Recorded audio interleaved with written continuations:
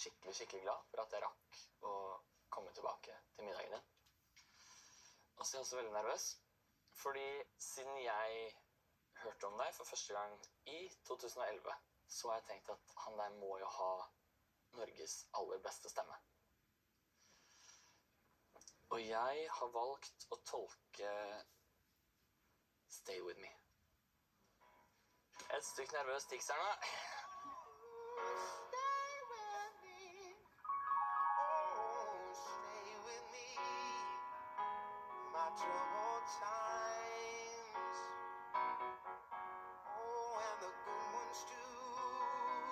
Stay With Me. Det var sånn veldig til Lisa skrevet. Men den har blitt litt større enn seg selv, da. Fordi at jeg spilte denne på den 22. juli, minnekonserten.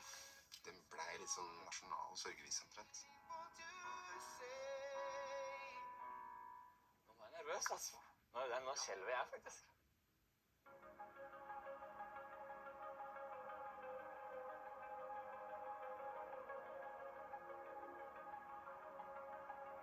Av og til er jeg en dust. Jeg har mer enn nok av feil. Og selv om jeg kan gjøre det bra igjen, så er jeg ikke bra for deg. Ja, av og til er jeg en dritt, men jeg er fortsatt glad i deg. Jeg skjønner det må være vanskelig for deg å si du elsker meg. For jeg vet det er 1000 ting du sikkert hater med meg. Jeg ville skjønt det hvis du stikker, men jeg ber deg. Kan du bli hos meg? Bli hos meg. Jeg vet jeg sier at jeg jobber med saken og ting jeg burde ta tak i, men det blir alltid feil. Kjære, bli hos meg. Bli hos meg.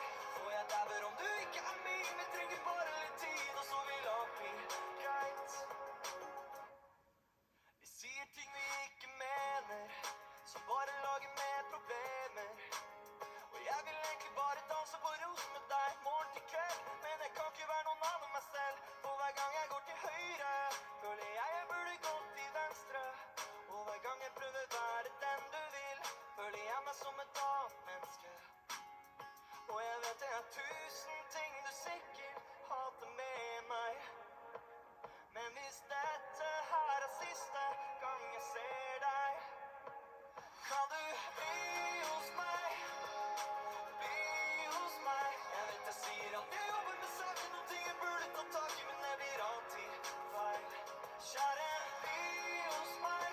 Bli hos meg. For jeg dauer om du ikke er min. Vi trenger bare litt tid, og så vil alt bli greit. Bli hos meg. Bli hos meg. Bli hos meg. Bli hos meg. Bli hos meg. Bli hos meg. Bli hos meg. Bli hos meg. Bli hos meg. Bli hos meg. Bli hos meg. Bli hos meg. Bli hos meg. Bli hos meg.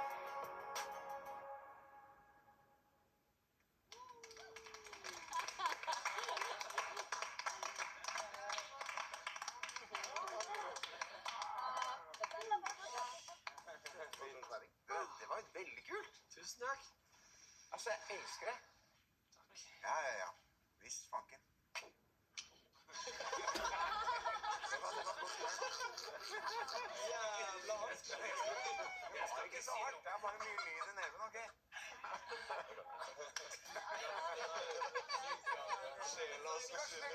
Kanskje det kommer i hardere enn jeg trodde. Var det hardt? Det var drithardt. Du tukter de du elsker. Det var ikke meningen. Det betyr at du ble gira. Enten det, eller så hatet han det.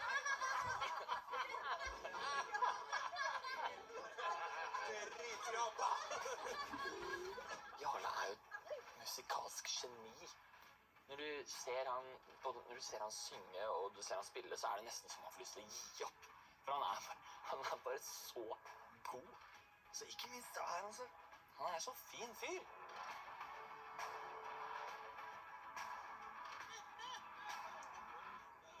Hvor lenge bodde du i USA? Jeg flyttet til USA i høsten 2013. Ikke egentlig for å knekke USA for meg, da. Dette her er for å bare se på Norge litt på avstand. utvide horisontene.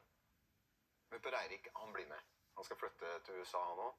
Og han hadde jo ambisjoner med å Det få var ting din til. mann. Så han var manager for meg. Og så kjører jeg Samuel i barnehagen. Jeg er på Fifth Avenue på sykkel, og det er snø. Og så ringer telefonen for 4. gang, liksom. Så jeg bare inn til siden, tar telefonen. Så er det Lisa som ringer og gråter. Så er Per Eirik har skjedd. Og dette her kutta meg opp, altså. Det var så vanskelig.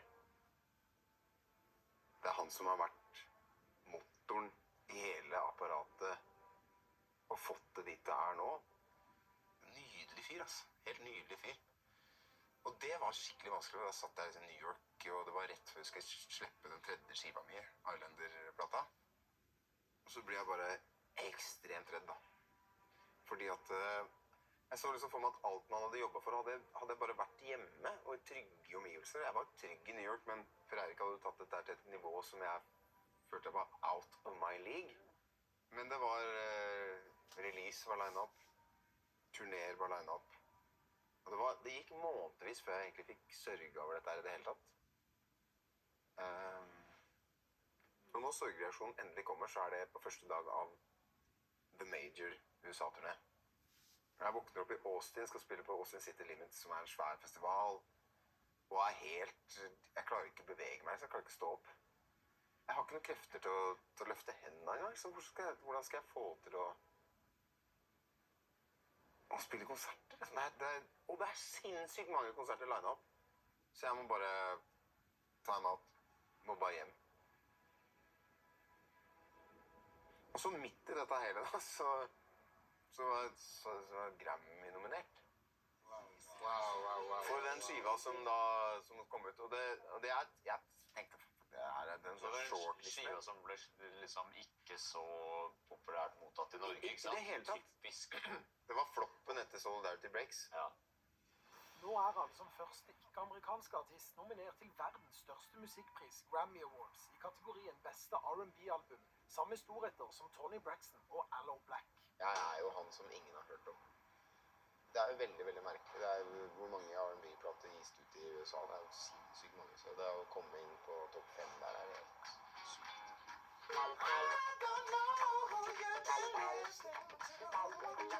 Det var litt digg å føle at plata di hadde livets rett likevel. Ja, det var kjempefint. Plutselig gikk det fra å være floppen etter suksessen til å bli nesten som hovedverket, sant? Ja. Så det var veldig bra, altså. Skal ikke ljuge og si at det ikke smakte. Og det å snuse litt på den der Grammyen var liksom, det var fint. Jeg fikk vært der og opplevd den der forventningen om at kanskje, nå skjer det. Så, da er det Ja, det var ganske kult. Det var ganske kult. Skal vi ta en skål for Ja, det må vi gjøre. Ja, jeg skal gjøre det.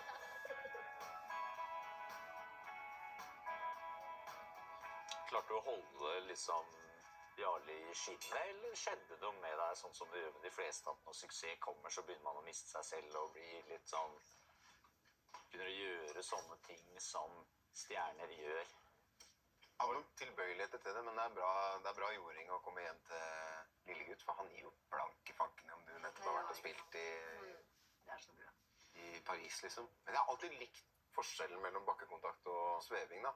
Så typen jeg spilte opp Spektrum, ikke sant, så var det lydprøve, hjem til leiligheten på Tøyen, og så er det min tur til å vaske trappa. Det er veldig mange stjerner som skulle vaska litt mer trapp.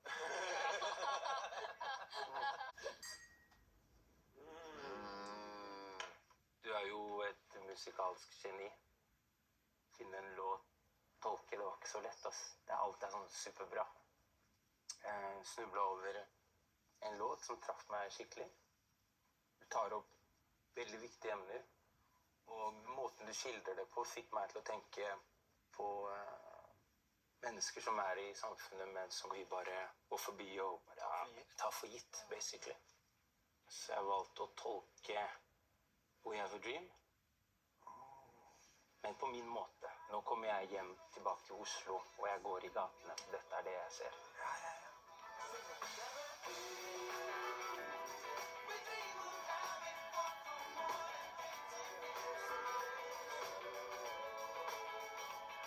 We Have a Dream, med den låta der, så tror jeg vi uttrykker at midt i alt vi står i av fortids urettferdighet som vi må prøve å fikse opp i, så må vi også huske å se på hvilket samfunn vi har lyst til å lage. Før vi starter, så vil jeg fikk med meg litt hjelp, skjønner du? Da vil jeg introdusere deg og dere til min gode venn Nathanael. Natty boy! Hey! Så, baby. Vi har en drøm om at alle en gang kan forstå hverandre. Vi har en drøm om at alle en gang kan forstå hverandre. Vi har en drøm om at alle en gang kan forstå hverandre.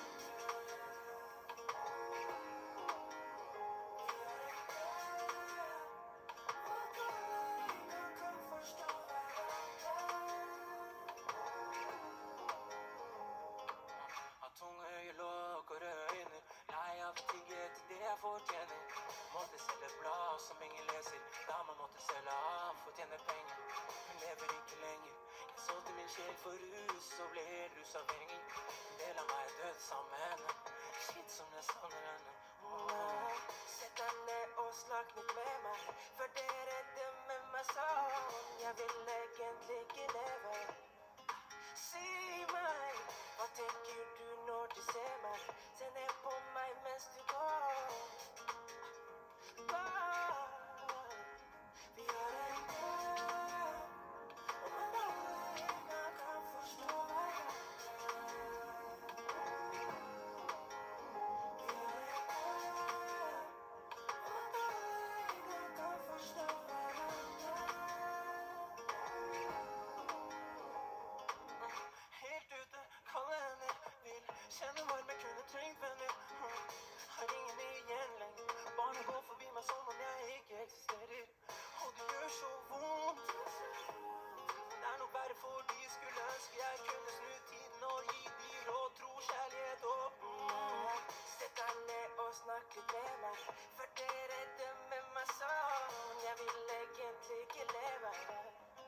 Si meg, hva tenker du når du ser meg? Se ned på meg mens du går. Går. Vi har en drøm om at alle en gang kan forstå hverandre.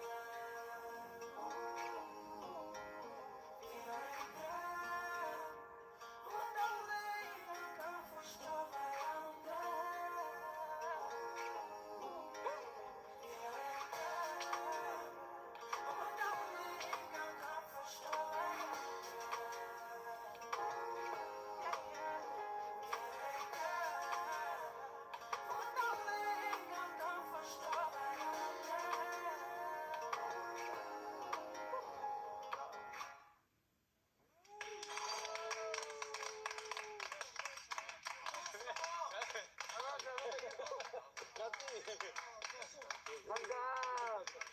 For en stemme. Måles. Godt å høre. Jeg synes det er så helt fantastisk kult at en låt som det der kan inspirere noe som er beslektet, men helt annerledes. Helt annerledes, ja. Tenkte jeg, greit, vi er ikke perfekt i Norge. Alle ismene finnes her også. Men det er jo, jeg føler ikke det er nok mennesker som snakker for mennesker som sliter med rus da, og liksom de tingene der. Så jeg har ikke noe jeg har snakket om. Jeg er mørk, og det er ikke rettferdig, men det gjør jeg ellers, liksom. Det er beundringsverdig, Arif. Kjempefint. Ha det sammen med deg. Hjertelig for oss alle. Ja, så hyggelig. Uff, så gøy. Det er digg. Jeg føler meg så bra, jeg. Jeg var så glad. Geniale bandoppgaven, sier han bak ned. Yo, what it do, y'all? Jesus. Yes, ass. Åh.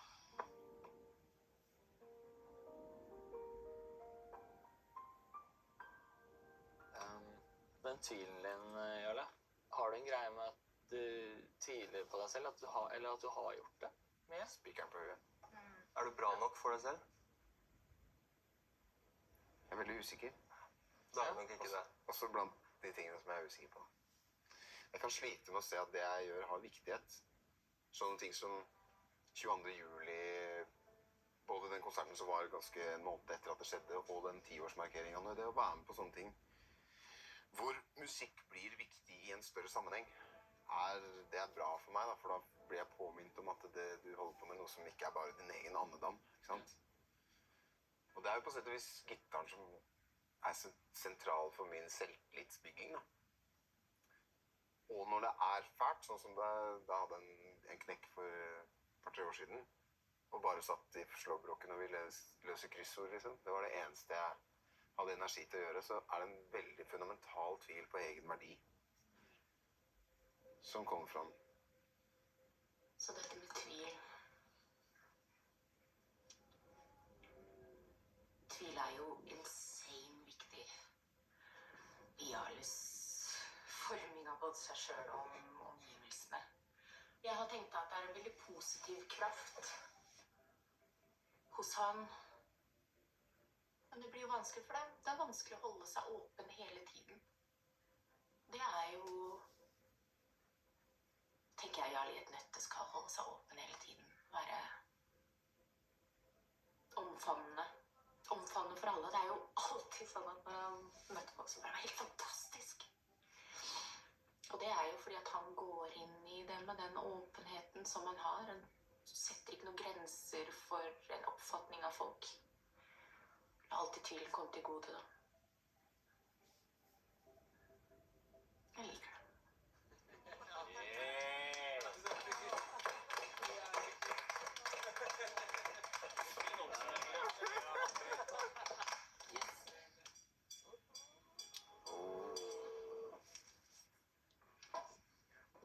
Jeg gikk gjennom katalogen din, og så går jeg veldig etter instinkt. Hvis det fanger meg med en gang, så er det ikke noe tvil, da tar jeg den. Så hørte jeg Folter. Ja. Og da visste jeg med en gang at, ok, her er det noe.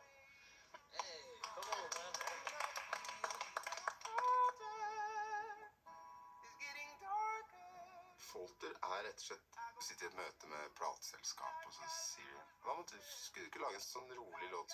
Du synger bra, liksom. Kan du ikke bare prøve å synge sånn at du smelter i hjertene til folk, og så blir det sånn, ja.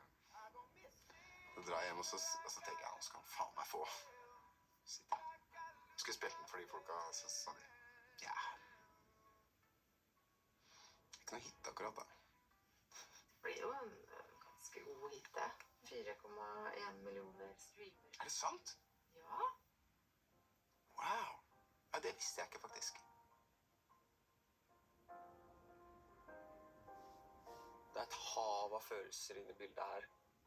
Jeg får en sånn bølge av angst rett før det begynner. Men det viktigste er bare at jeg koser meg, og at han koser seg.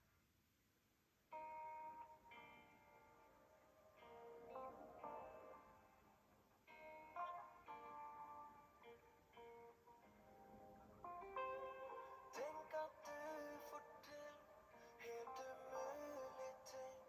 Så lenge noen sier du klarer alt. Enda en utfordring. Det blir flere av de du lander på bena hver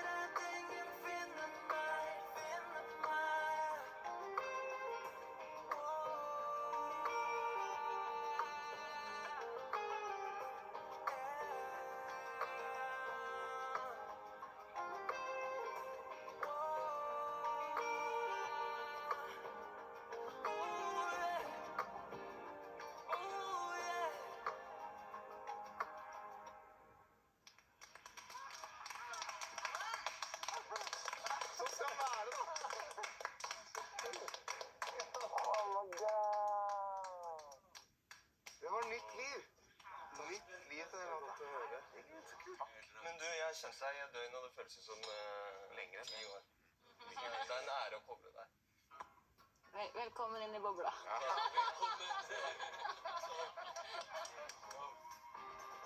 Det er noe av det beste og verste jeg har gjort på en lang stund. Så det ble mye på en gang, men jævla gøy, altså. Tusen millioner takk for i dag. Dette har gjort meg veldig, veldig godt, altså. Skål for Jan. Jarle Bernhoft, veldig smart fyr. Veldig troverdig. Alt han sier tror jeg på. Han kan sitte og ljuge meg opp i trynet. Jeg hadde trodd på han, altså.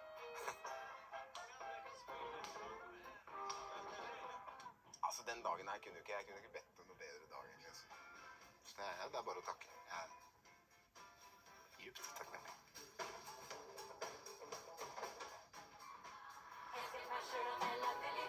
Neste uke, i Hver gang vi møtes, er det Arif som er hedersgjest.